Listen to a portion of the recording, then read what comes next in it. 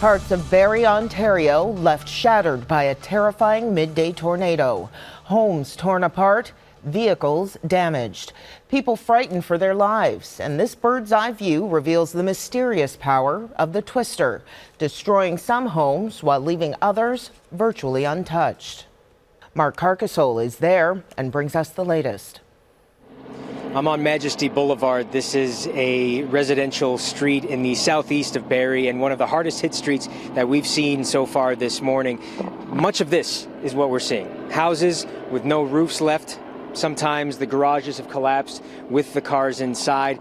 As you can see, there's white stuff all over the place. That's insulation from inside the houses that's been ripped right out, along with trees that have been knocked down, shingles ripped off the roofs, large planks of wood that came out of houses, many of them still with nails stuck in them, a very dangerous projectile to have, and much of this stuff was flying around over a very brief period yesterday. Many people we talked to who've had their homes damaged in all this say it took all of 5 to 10 seconds to cause all this kind of chaos, which shows you just how powerful even an EF2 tornado like the one that happened here in Barrie yesterday, as confirmed by Environment Canada, can be. Looking across the street, you can see another house with its roof partially ripped off, windows just blasted out, more trees brought down, entire cars shifted, in some cases almost 180 degrees, and battered and dented by various projectiles. It's a wonder, when you look at the damage here, that there was only a handful of serious injuries and no fatalities. As I mentioned, we've been speaking to people through the morning about what they encountered yesterday and the damage done to their homes. Let's take a listen to what some Barrie residents told us today.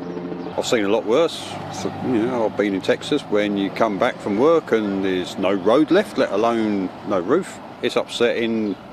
There's a lot of pride hurt because there's a lot of possessions that have disappeared and upset. We're gonna take it day by day, and I can't even get a hold of my insurance company. That's how busy they are. So we'll have to wait and see.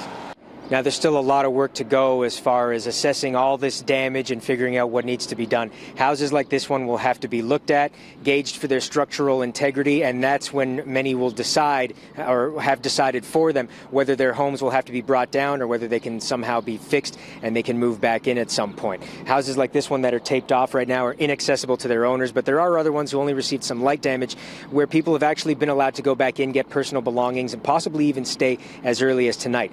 Still much work to do. Insurance adjusters are just starting to come in. There's even already some construction crews coming in and assessing the damage, as well as various hydro and utility crews that are figuring out what work needs to be done too. So still many unanswered questions and a long way for homeowners affected by yesterday's tornado in terms of getting back to normal. And imagine right after a pandemic, which we are still in the midst of as well.